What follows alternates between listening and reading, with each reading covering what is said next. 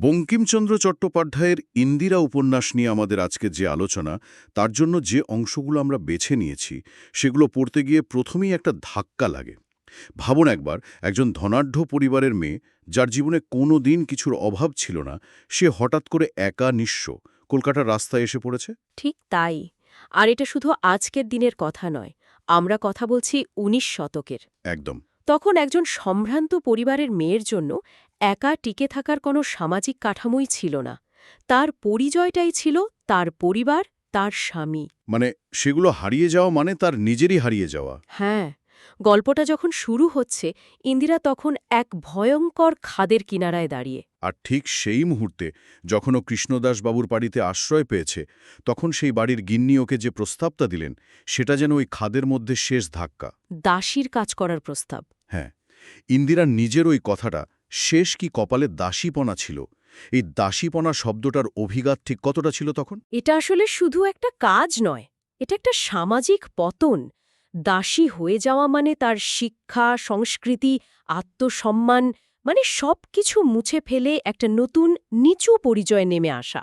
সে তো ভাবছে যে না খেয়ে মরে যাওয়াও এর চেয়ে ভালো। হ্যাঁ, আমি না খাইয়া মরিব, সেও ভালো, তথাপি ঝিগিরি করিতে পারিব না। তার কাছে এটা মৃত্যুর সমান।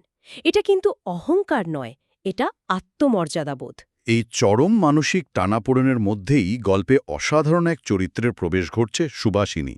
বঙ্কিমচন্দ্র যেভাবে তার বর্ণনা দিয়েছেন, সেটা আমার অবিশ্বাস্য লাগে। যেন একটা পদ্ম ফুটে আছে আর তার কোকড়া চুলগুলো। সাপের মতো ফনা তুলে তাকে ঘিরে রেখেছে। ঠিক। আপনার কি মনে হয় এই বর্ণনাটা শুধু সৌন্দর্যের জন্য, নাকি এর কোনো প্রতীকী অর্থ আছে? খুব ভালো একটা প্রশ্ন। আমার মনে হয় এখানে সৌন্দর্যটা একটা আবরণ। আসল জিনিসটা হলো তার পর্যবেক্ষণ ক্ষমতা। পর্যবেক্ষণ ক্ষমতা। হ্যাঁ, সুভাষিনী কিন্তু ইন্দিরাকে দেখে শুধু তার রূপ দিয়ে বিচার করেনি, ও প্রথম দেখাতেই ইন্দিরার হাতের গহনার কালি খেয়াল করে। মানে অনেকদিন গয়না পরার ফলে যে দাগ হয় সেটা। একদম। ওই একটা ছোট্ট সূত্র থেকে ও ধরে ফেলে যে এই মেয়ে সাধারণ ঝি চাকর নয়। তাই ও কিন্তু তাকে ঝি বলে না, বরং সম্মান দিয়ে রাঁধুনির কাজ করার প্রস্তাব দেয়। যেটা তুলনামূলকভাবে অনেক বেশি সম্মানের। হ্যাঁ, এই পারস্পরিক সম্মানবোধটাই তাদের সম্পর্কের ভিত্তি তৈরি করে দেয়। তার মানে সুভাষিনী সম্যক দয়া দেখাচ্ছে না, ও বুদ্ধিমত্তার সাথে পরিস্থিতিটা বোঝার চেষ্টা করছে। কিন্তু ইন্দিরাকে আশ্রয় দেওয়াটা তো অত সহজ ছিল না। মোটেই না। এখানেই গল্পের আরেকজন দুর্দান্ত চরিত্রের প্রবেশ, সুভাষিনীর শাশুড়ি। লেখকের বর্ণনা অনুযায়ী তিনি যেন একটা লম্বা কালির বোতল। যার ভেতরটা কানায় কানায় কালি দিয়ে ভরা। এই বর্ণনাটা পড়েই তো গায়ে কাঁটা দেয়। হ্যাঁ, অসাধারণ উপমা। দেখেই বোঝা যায় মানুষটা কতটা কঠোর আর সন্দিহান। আর তার আপত্তির কারণটাও খুব, কি বলবো, টিপিক্যাল। তিনি তো ইন্দিরাকে দেখে সরাসরি বলে দিলেন, ও মা, এ যে মেয়ে মানুষ, আবার সমর্থ বয়স। হ্যাঁ, সম্মত লোক কি লোক ভালো হয়? মানে একজন যুবতী এবং সুন্দরী পরিচারিকা বাড়িতে রাখা নিরাপদ নয়। এখানে ১৯ শতকের অন্দরমহলের ক্ষমতার সমীকরণটা খুব পরিষ্কারভাবে ফুটে ওঠে, তাই না? একদম। শাশুড়ির ভয়টা কি শুধু নৈতিকতার, নাকি এর পেছনে বাড়ির ওপর নিজের নিয়ন্ত্রণ হারানোর ভয়ও কাজ করছে? দুটোই। প্রথমত একটা বাস্তব ভয় ছিল যে বাড়ির কর্তা হয়তো ওই তরুণীর প্রতি আকৃষ্ট হতে পারেন। কিন্তু তার চেয়েও বড় হল ক্ষমতার প্রশ্ন। শাশুড়ি হলেন বাড়ির সর্বময় কর্ত্রী। হুম। একজন নতুন, সুন্দরী এবং সম্ভবত বুদ্ধিমতী মেয়ের আগমন তার সেই অধিকারকে চ্যালেঞ্জ করতে পারে। তাই শুরুতেই তিনি এই সম্ভাবনাকে নষ্ট করে দিতে চান। আর এখানেই তো সুভাষিনীর আসল বুদ্ধির পরিচয় পাওয়া যায়। সে কিন্তু শাশুড়ির সাথে সরাসরি কোনো তর্কে জড়ায় না। না, কারণ ও জানে যে সরাসরি সংঘাতে গিয়ে লাভ হবে না। বরং একটা দারুণ কৌশল নেয়। এটাকে আমি চূড়ান্ত বুদ্ধিমত্তা বলবো। ও ক্ষমতার কেন্দ্রবিন্দুকেই ব্যবহার করে, তার স্বামী রমণবাবুকে।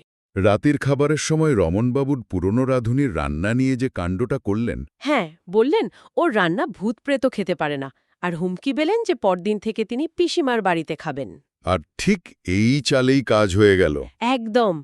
এটা একটা মাস্টার স্ট্রোক। কারণ সুভাষিনী জানত শাশুড়ির সবচেয়ে দুর্বল জায়গা হলো তার ছেলে। ছেলের আরাম, ছেলের ভালো মন্দ। যেই তিনি শুনলেন যে ছেলে বাড়ির খাবার ছেড়ে অন্য কোথাও খেতে চাইছে, তার সব আপত্তি, সব নীতিবাক্য মুহূর্তের মধ্যে উবে গেল। তিনি সঙ্গে সঙ্গে ইন্দিরাকে রান্নার সুযোগ দিতে রাজি হয়ে গেলেন। তার মানে সুভাষিনী পরিস্থিতিকে এমনভাবে চালনা করল যাতে তার ইচ্ছাই পূরণ হয়। অথচ মনে হলো যেন শাশুড়ি নিজের ছেলের ভালোর জন্যই সিদ্ধান্তটা নিচ্ছেন। এটাই হচ্ছে মনস্তাত্ত্বিক যুদ্ধ জয়। এরপর তো ইন্দিরা তার রান্নার জাদুতে পুরো বাড়ির মন জয় করে নিল। শুধু রমনবাবুই নন, স্বয়ং সেই কালির বোতল শাশুড়িও তার রান্নার ভক্ত হয়ে গেলেন। হ্যাঁ, এমনকি সুভাষিনীর ছোট মেয়ে তো ছড়া কেটেই বলল, বেশ গো বেশ, রান্ধ বেশ, বাঁধ কেশ। এই ছোট ছোট মুহূর্তগুলো দিয়ে ইন্দিরা ধীরে ধীরে যেন সেই বাড়ির একজন অংশ হয়ে উঠতে শুরু করে। হ্যাঁ, সে তার দক্ষতাকে ব্যবহার করে নিজের অপরিহার্যতা প্রমাণ করে। সে আর নিছক একজন আশ্রয়প্রার্থী থাকে না। কিন্তু আমার সবচেয়ে মজার অংশ মনে হয় শাশুড়ির পাকা চুল তোলার ঘটনাটা। হ্যাঁ, ওটা তো গল্পের একটা দারুণ মোড়। শাশুড়ি রোজ ঘণ্টার পর ঘণ্টা ইন্দিরাকে দিয়ে পাকা চুল তোলাতেন, যেটা একটা বেশ বিরক্তিকর কাজ।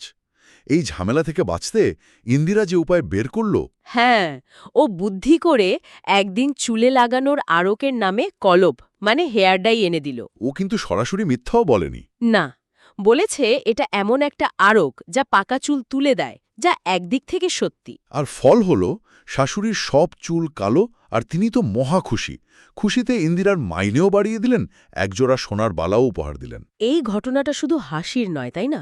এর একটা গভীর তাৎপর্য আছে। কিরকম? ইন্দিরা এখানে শাশুড়ির মনস্তত্ত্বকে ব্যবহার করছে। ভাবুন, ১৯ শতকের একজন বিধবার কাছে নিজের বার্ধক্য, রূপ হারিয়ে ফেলাটা কতটা নিরাপত্তাহীনতার জন্ম দিত। তা তো বটেই। ইন্দিরা সেই দুর্বলতাকে কাজে লাগিয়ে নিজের নিরাপত্তা, সম্মান এবং আর্থিক উন্নতি সবই নিশ্চিত করছে। এটা টিকে থাকার এক অসাধারণ কৌশল। সে আর অসহায় নয়। কিন্তু এই কালাপের গল্প তো এখানেই শেষ হয় না। বাড়ির পুরনো বামুন ঠাকুরানী, যিনি হয়তো ইন্দিরাকে নিয়ে একটু ঈর্ষান্বিত ছিলেন, তিনিও সেই কলব ব্যবহার করতে চান। আর তারপর যা ঘটল, একটা কমেডি অফ এরার্স। হ্যাঁ, তিনি অন্ধকারে ভুল করে মুখে চোখেও সেই কলপ মেখে ফেলেন। পরের দিন সকালে তার চেহারা যা হলো। লেখকের ভাষায় চুলগুলো পাঁচরঙা বেড়ালের লোমের মতো, আর মুখটা মুখপোড়া বাদরের মতো। বাড়ির সবাই তাকে নিয়ে হাসাহাসি শুরু করে দেয়। এই হাস্যরসের মধ্যে দিয়ে বঙ্কিমচন্দ্র তৎকালীন অন্তঃপুরের ছোট ছোট দ্বন্দ্ব, ঈর্ষা আর সাধারণ মানুষের ছবিটা খুব জীবন্ত করে তুলেছেন। আর এই সব কিছুর মধ্যে দিয়ে সুভাষিনী আর ইন্দিরার বন্ধুত্বটাও যেন আরও গভীর হতে থাকে। হ্যাঁ, ঠিক তাই। হ্যাঁ, সুভাষিনীর ছেলে যখন মজা করে ইন্দিরাকে ছাছুলি অর্থাৎ শাশুড়ি বলে ডাকে, তখন সুভাষিনী ইন্দিরার সাথে বেহান সম্পর্ক পাতিয়ে নেয়।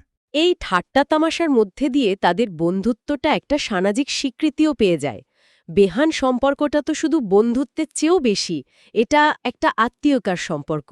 এর মাধ্যমে সুভাষিনী ইন্দিরাকে প্রায় পরিবারের সদস্যের মর্যাদা দেয়। যেটা ইন্দিরার জন্য একটা বিশাল মানসিক আশ্রয়। কিন্তু ঠিক যখন মনে হচ্ছে ইন্দিরা ধীরে ধীরে একটা নিরাপদ আশ্রয় খুঁজে পেয়েছে, তখনই তার অতীত ফিরে আসে। হ্যাঁ, সুভাষিনীর অনুরোধে সে তার জীবনের সেই ভয়ঙ্কর রাতের কথা, কালাদিঘির ডাকাতি এবং তার আসল পরিচয় খুলে বলে। আর এই স্বীকারোক্তি গল্পের মোড় ঘুরিয়ে দেয়। সুভাষিনী ও তার স্বামী রমনবাবু যখন সবটা জানতে পারলেন, তখন তারা তাকে তার পরিবারের কাছে ফিরিয়ে দেওয়ার জন্য উদ্যোগ নেন। তারা ইন্দিরার বাবার বাড়িতে চিঠি লেখার সিদ্ধান্ত নেন। কিন্তু এখানে একটা খুব সাধারণ অথচ মর্মান্তিক সমস্যা দেখা দেয়। পোস্ট অফিসের নাম? হ্যাঁ, ইন্দিরা তার গ্রামের পোস্ট অফিসের সঠিক নাম জানত না। সে শুধু জানত ডাকঘর। আজকের দিনে এটা ভাবা কঠিন। কিন্তু তখন এটা খুবই বাস্তব একটা সমস্যা ছিল।